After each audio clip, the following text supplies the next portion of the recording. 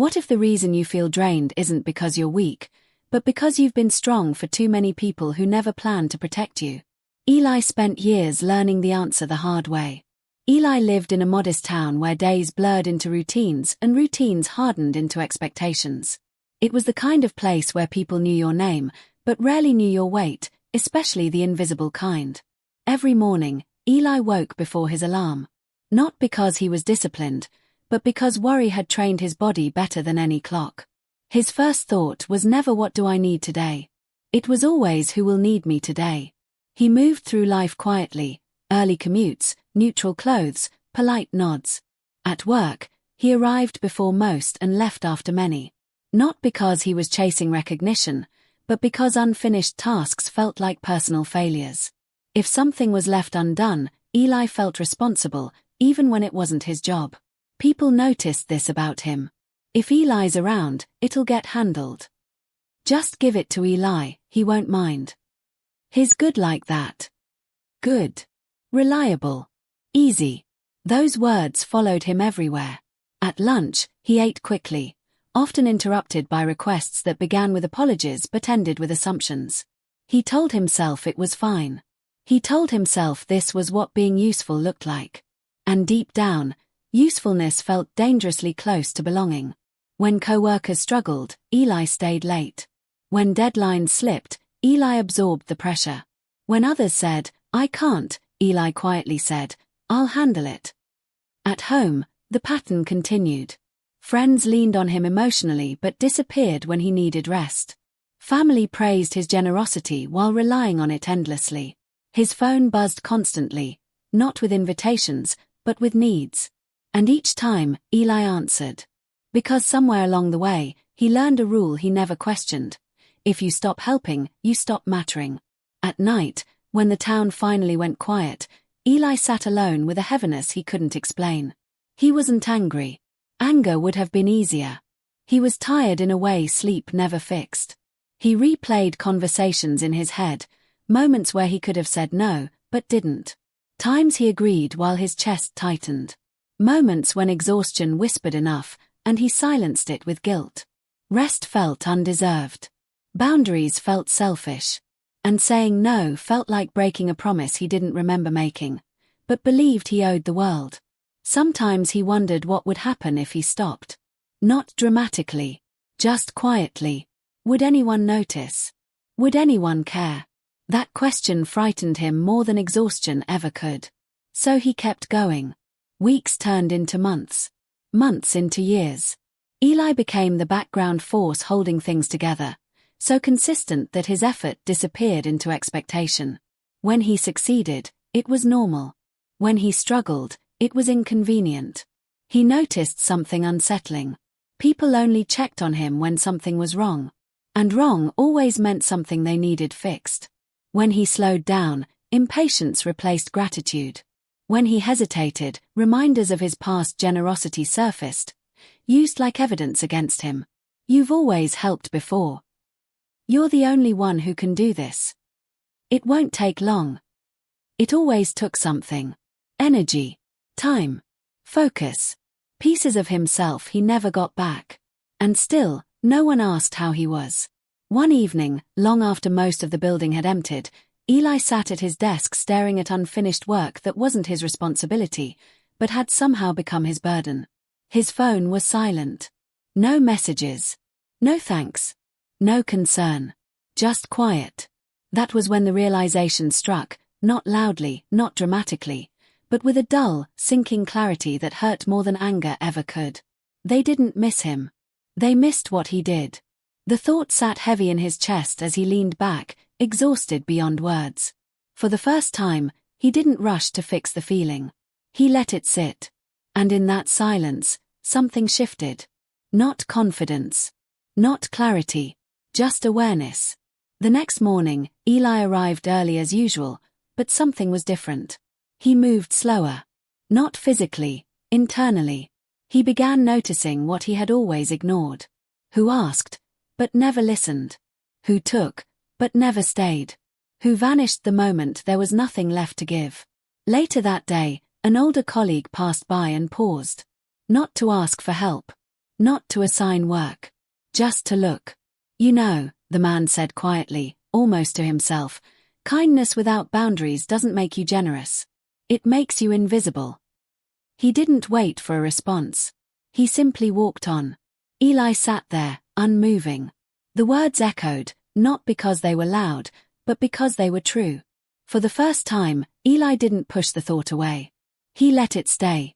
Before we go deeper, stories like this take time and care to craft. Stories meant to stay with you long after the video ends. If you value wisdom that quietly changes how you see your life, subscribe and stay with us. Have you ever felt like your effort didn't matter because no one noticed? Share your experience in the comments below. Now, let's continue. Eli didn't change immediately. That was the strange part. After hearing the words, kindness without boundaries doesn't make you generous, it makes you invisible, he expected something dramatic to happen inside him. A surge of confidence. A sudden clarity. A clear decision. None of that came. Instead, life continued exactly as before. The same early mornings. The same requests disguised as politeness. The same quiet pressure to be available, agreeable, reliable. But something subtle had shifted. Eli had begun to notice. Not the big things, the obvious demands, the heavy workloads, but the smaller patterns he had ignored for years. The way people spoke to him when they needed something versus when they didn't. The way conversations ended the moment his usefulness ran out. The way "how are you?" was never followed by waiting for an answer. He didn't judge it yet. He didn't resent it. He simply observed. There was a man Eli began seeing every morning on his commute. The man was older, late 60s, maybe older, and he always arrived at the cafe near the bus stop at the same time. He ordered the same drink. Sat at the same table. Stayed for exactly 20 minutes. Then he left. Nothing about him stood out. No phone. No laptop. No visible rush. He didn't talk much. When he did, it was brief. Polite. Contained. What caught Eli's attention wasn't what the man did, but what he didn't do. The cafe was busy. People bumped into each other. Staff rushed. Customers complained. More than once, Eli watched someone attempt to pull the older man into conversation, into favors, into small requests. And every time, calmly, without explanation or apology, the man declined. Not rudely. Not defensively. Just, firmly. I can't today. I won't be staying longer. No, thank you. Then he returned to his drink. No guilt. No justification. No fear of disappointing anyone. Eli didn't understand it. At first, he dismissed it as age. He's earned the right to say no, Eli thought. He doesn't need to prove himself anymore. But the image stayed with him. One morning, after a particularly draining day before it had even begun, Eli found himself sitting at the table next to the older man. They didn't speak at first. Eli noticed how slowly the man drank his coffee. How unbothered he seemed by the noise around him. How comfortable he was with silence. Eventually, without looking up, the man said, "You look tired." It wasn't an accusation. It wasn't sympathy. Just observation. Eli shrugged. Long days. The man nodded once, as if confirming something he already knew. They sat quietly again. Eli waited for advice. For a story. For wisdom delivered neatly in words. None came. After a few minutes, someone approached the table and asked the older man for help moving a chair. He smiled politely. "I won't be able to," he said. The person hesitated, surprised. "It'll only take a second." "I know," the man replied calmly. "Still no." And that was it. No explanation. No apology. The person walked away, slightly annoyed. Eli felt his chest tighten. That would have been me, he thought. I would have stood up before they finished the sentence. Eli wanted to ask him how. How do you say no without fear? How do you sit still when people expect movement from you? How do you choose yourself without feeling like a villain? But the question stayed trapped inside him. The man finished his coffee, stood, nodded once toward Eli, and left, exactly 20 minutes after he arrived. Nothing extraordinary happened. And yet, Eli felt unsettled. Days passed. Weeks. Eli kept noticing the man, and noticing himself in contrast. He noticed how often he agreed before thinking. How often his body reacted before his mind. How often guilt decided for him. At work, he tried something small. When a request came late in the day, something that would keep him longer, he paused.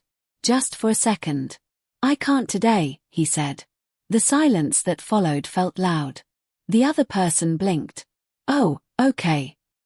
And then they walked away. Nothing collapsed. No one shouted. The world didn't end. But Eli's heart raced as if it had. He felt uneasy. Wrong. Almost ashamed. That night, he replayed the moment over and over, waiting for regret to hit him. Instead, something else arrived. Relief. Small. Quiet. Fragile. But real. The next morning, Eli arrived at the cafe again. The older man was there, as usual. Eli sat across from him this time. "I tried something yesterday," Eli said. The man didn't ask what. "I said no," Eli continued. "Just once." The man stirred his coffee. "And?" he asked. "I hated it," Eli admitted. I didn't." The man smiled, not proudly, not approvingly, but knowingly. "That feeling doesn't go away quickly," he said. "You've trained it for years." "Trained what?" Eli asked. The man met his eyes. "The belief that your worth depends on your usefulness." That was all he said. No advice. No encouragement. Just a mirror. Eli didn't fully understand the lesson yet. He still felt pulled back into old habits. Still said yes more than he wanted to. Still overextended himself more days than not. But now, every time he did, something inside him noticed. Not judgment. Not shame. Awareness. He began to realize something unsettling. Most people didn't push him because they were cruel. They pushed because he never resisted. And resistance, quiet, respectful resistance, felt like a language he was just beginning to learn. The realization didn't arrive on a good day. It arrived on an ordinary one. No crisis. No confrontation. No applause. Just a moment so small it almost passed unnoticed, except this time, Eli was paying attention. It happened late in the afternoon. A request came in, simple, familiar, framed politely enough. The kind of request Eli used to accept without thinking, even when it meant rearranging his entire evening. He read it once. Then something surprising happened. He didn't feel panic. He didn't feel guilt. He didn't feel the urge to explain himself. He simply checked in with himself. And for the first time, the answer came clearly. No. Not angrily. Not defensively. Just, no. Eli typed a short response. Calm. Respectful. Final. When he sent it, he waited for the familiar wave of discomfort. It never came. Instead, there was stillness. That was the moment he understood. The struggle hadn't been about helping others. It had been about abandoning himself. Eli realized something unsettling and freeing at the same time. He had been confusing kindness with self-erasure. He had been mistaking endurance for strength. He had been performing generosity instead of practicing it. Helping had become his identity, not because he loved it, but because it protected him from rejection. As long as he was useful, he didn't have to face the fear of being unnecessary. But now, that fear had lost its power. Not because it disappeared, but because Eli no longer obeyed it. Eli stopped asking, "Who needs me?" He started asking, "What can I give without losing myself?" He stopped measuring his worth by exhaustion. He stopped equating peace with laziness. He stopped apologizing for limits that kept him healthy. He still helped, but selectively. He still cared, but consciously. And something unexpected happened. The people who remained in his life began treating him differently. They asked instead of assumed. They listened instead of demanded. They noticed his presence, not just his output. Not everyone stayed. And that was no longer a tragedy. Eli's days changed, not dramatically, but meaningfully. He left work on time more often. He rested without justification. He spoke slower. He listened to himself. When someone reacted poorly to his boundaries, he didn't rush to fix their feelings. He let discomfort exist, both theirs and his. And slowly, the world adjusted.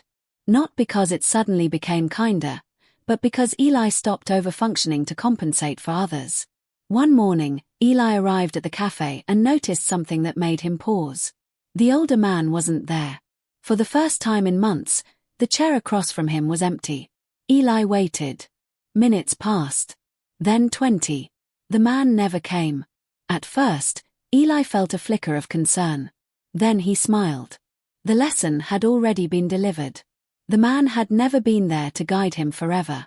He had simply modeled something Eli needed to see, a life lived without apology for balance. Eli finished his coffee calmly, stood up, and left, unhurried. Exactly on time. Weeks later, a new colleague sat beside Eli, visibly overwhelmed. Requests piling up. Energy drained.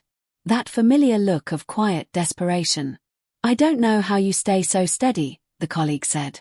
"You always seem grounded." Eli thought about it. He didn't offer advice.